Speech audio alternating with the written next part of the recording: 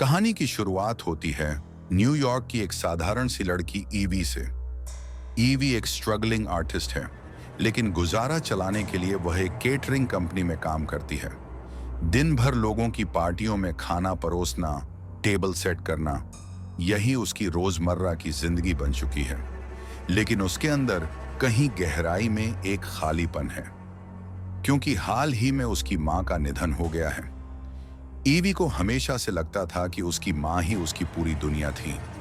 उसके पिता तो बचपन से ही गायब हो चुके थे और उन्होंने कभी उसकी परवाह नहीं की। अब मां के जाने के बाद ईवी पूरी तरह अकेली पड़ चुकी है। वो अक्सर सोचती है, क्या सच में इस बड़े से शहर में मैं बिल्कुल अकेली हूं? क्या कहीं मेरा कोई अपना नहीं बचा? यही सवाल उसके दिमाग में बार बार गूंजता है। एक दिन जब वह केटरिंग का काम कर रही होती है और पार्टी सर्व कर रही होती है, तभी उसकी नजर एक छोटे से पैम्फलेट पर पड़ती है। यह पैम्फलेट एक डीएनए टेस्ट कंपनी का होता है, जिसमें लिखा है कि अगर आप ये टेस्ट कराते हैं तो आपकी एंसेस्ट्री यानी पूर्वजों और रिश्तेदारों के बारे में पता चल सकता है। ईवी उस पैम्फलेट को हाथ में पकड़कर सोच में पड़ जाती है, क्या सच में कहीं मेरी फैमिली बची होगी? क्या मैं अकेली नहीं हूं? उसे लगता है कि शायद इस डीएनए टेस्ट से उसे कोई ऐसा सुराग मिल जाए जो उसकी जिंदगी बदल दे। यही सोचकर ईवी तय करती है कि अब वो ये डीएनए टेस्ट जरूर कराएगी और यहीं से उसकी जिंदगी एक ऐसे मोड़ पर आने वाली है जिसकी उसने कभी कल्पना भी नहीं की थी। कुछ ही दिनों बाद ईवी को डीएनए टेस्ट की रिपोर्ट मिलती है और उसमें जो सच सामने आता है उसे पढ़कर उसकी आंखें फटी की फटी रह जाती हैं। रिपोर्ट बताती है कि इंग्लैंड में उसका एक दूर का रिश्तेदार है, ऑलिवर। ऑलिवर एक बहुत ही अमीर और क्लासी आदमी है। उसकी पर्सनैलिटी देखकर साफ लगता है कि वह रॉयल बैकग्राउंड से आता है। एक्सपेंसिव सूट्स, सोफिस्टिकेटेड एक्सेंट और एक ऐसा चार्म जिससे कोई भी प्रभावित हो जाए। ऑलिवर ईवी से मिलने न्यूयॉर्क तक आता है। वह उसे समझाता है कि उनका परिवार इंग्लैंड में रहता है और जल्द ही एक ग्रैंड शादी होने वाली है। वह ईवी को बताता है, तुम हमारे परिवार का हिस्सा हो और तुम्हें इस शादी में जरूर आना चाहिए। अब तुम्हें अकेलेपन में जीने की जरूरत नहीं है। ईवी, जो अपनी मां के जाने के बाद बिल्कुल अकेली पड़ चुकी थी और जिसे हमेशा लगता था कि उसके पास कोई अपना नहीं है, अब अचानक खुद को एक नई दुनिया के दरवाजे पर खड़ा पाती है। उसके दिल में एक्साइटमेंट भी है और डर भी, लेकिन आखिरकार वह डिसाइड करती है कि क्यों ना एक मौका दिया जाए। कुछ ही दिनों बाद ईवी इंग्लैंड के लिए रवाना हो जाती है। जैसे ही वह वहां पहुंचती है, उसका स्वागत किसी फेरी टेल की तरह होता है। एक विशाल और शानदार महल, रॉयल सर्वेंट्स जो हर वक्त उसकी सेवा में लगे रहते हैं और एक बेहद लग्जूरियस लाइफस्टाइल जिसे उसने सिर्फ फिल्मों में देखा था। शुरुआत में सब कुछ बिल्कुल परफेक्ट लगता है। ईवी को लगता है जैसे उसकी जिंदगी की सारी तकलीफें खत्म हो गई हों और उसे आखिरकार अपना फैमिली और बिलोंगिंग मिल गया हो। लेकिन दोस्तों, जैसा कि अक्सर हॉरर फिल्मों में होता है, हर चमकने वाली चीज सोना नहीं होती। इस रॉयल परिवार के पीछे भी एक ऐसा काला राज छिपा है जो ईवी की जिंदगी को हमेशा के लिए बदल कर रख देगा। ईवी जब इंग्लैंड के उस भव्य महल में पहुंचती है तो शुरुआत में सब कुछ बिल्कुल एक सपने जैसा लगता है। रॉयल सर्वेंट्स उसके चारों ओर घूमते रहते हैं, हर जरूरत का ध्यान रखते हैं।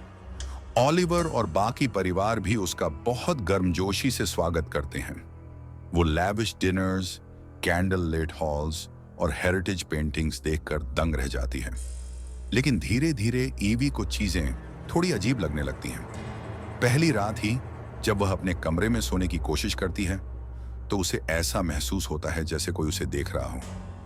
हल्की हल्की सरसराहट की आवाजें, पुराने दरवाजे का चरमराना और अचानक खिड़की अपने आप बंद हो जाना। वह सोचती है शायद यह सब उसका भ्रम हो, क्योंकि नया माहौल है और बड़ा महल है। अगले दिन वह सर्वेंट्स से बातचीत करती है, लेकिन अजीब बात यह है कि कोई भी उसकी आंखों में सीधे नहीं देखता। सब लोग उससे बहुत फॉर्मल रहते हैं, जैसे कुछ छिपा रहे हों। ईवी को लगता है कि इस जगह में कोई ऐसा सच है जिसे वह जान नहीं पा रही। एक रात डिनर के दौरान वह नोटिस करती है कि महल में एक पुराना पोर्ट्रेट टंगा है। उस पोर्ट्रेट में एक औरत है और शॉकिंगली उसका चेहरा ईवी से काफी मिलता जुलता है। ईवी हैरान रह जाती है और पूछती है, ये कौन है?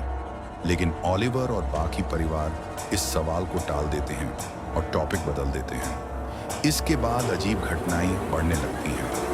कभी सर्वेंट अचानक किसी अंधेरे हॉलवे में उसे घूरते हुए मिल जाता है, कभी उसे किसी कमरे से चीखने की आवाज सुनाई देती है और कभी कोई अदृश्य ताकत उसे छूकर निकल जाती है।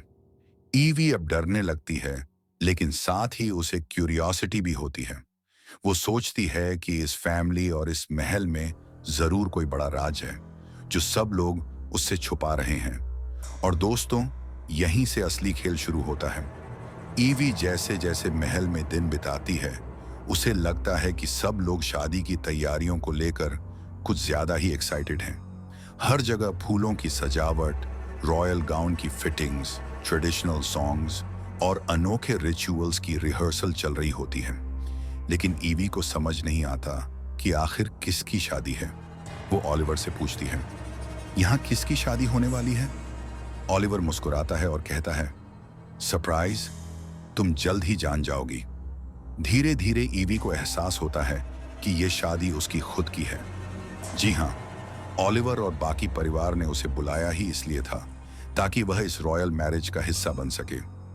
शुरुआत में ईवी को लगता है कि यह सब मजाक है, लेकिन जैसे ही वो असली सच जानती है, उसकी रूह कांप उठती है। असल में यह परिवार सेंचुरीज से एक बहुत ही अंधेरे और खतरनाक सीक्रेट को फॉलो करता आया है। उनका बिलीफ है कि हर जनरेशन में एक चुनी हुई दुल्हन को परिवार के लॉर्ड वॉल्टर नामक वैम्पायर से शादी करनी पड़ती है। ये मैरिज कोई आम शादी नहीं होती, बल्कि एक ब्लड रिचुअल होता है जिससे पूरा परिवार अपनी पावर और वेल्थ बनाए रखता है।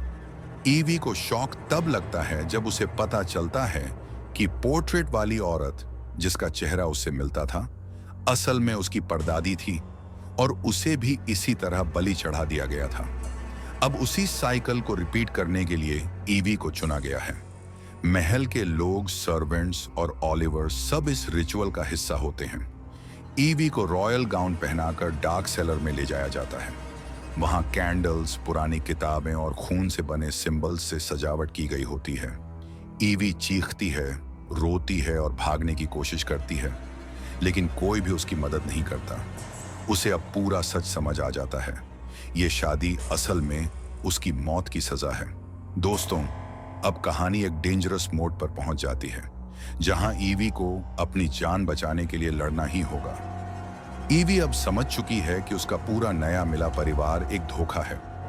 ओलिवर, जिस पर उसने भरोसा किया था, वही असल में उसे एक जाल में फंसाकर इस वैम्पायर शादी में धकेल रहा है। रात के समय जब शादी का डार्क रिचुअल शुरू होता है, ईवी को मजबूरी में रॉयल गाउन पहनाकर एक पुराने अंडरग्राउंड हॉल में ले जाया जाता है। वहां सैकड़ों कैंडल्स जल रही होती हैं, चारों तरफ गॉथिक सजावट और बीच में लॉर्ड वॉल्टर नाम का सेंचुरीज पुराना वैम्पायर खड़ा होता है। उसकी आंखें खून जैसी लाल और चेहरा डरावना होता है। ओलिवर सबके सामने अनाउंस करता है कि अब ईवी उनका हिस्सा बनेगी और हमेशा के लिए इस परिवार को शक्ति देती रहेगी। ईवी डर तो जाती है, लेकिन वो हार मानने वाली लड़की नहीं थी। जैसे ही वैम्पायर उसका हाथ पकड़ता है, ईवी मौके का फायदा उठाकर एक जलती हुई मशाल उठा लेती है। वो चारों तरफ आग लगा देती है ताकि महल के लोग घबरा जाएं। ओलिवर और बाकी सर्वेंट्स उसे रोकने की कोशिश करते हैं, लेकिन ईवी तेजी से एक तलवार जैसी चीज उठा लेती है और लॉर्ड वॉल्टर पर हमला कर देती है। वो तलवार सीधा उसके दिल में घुस जाती है और वैम्पायर दर्द से चीखता हुआ आग में गिर पड़ता है। पूरा हॉल जलने लगता है, लोग भाग दौड़ मचाते हैं। ओलिवर उसे पकड़ने की कोशिश करता है, लेकिन ईवी उसे भी आग में धकेल देती है।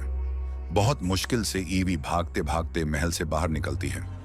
उसके पीछे पूरा गॉथिक कैसल धधकते हुए जलता रहता है। आखिरकार ईवी आजाद हो जाती है, लेकिन ये अनुभव उसकी पूरी जिंदगी बदल देता है।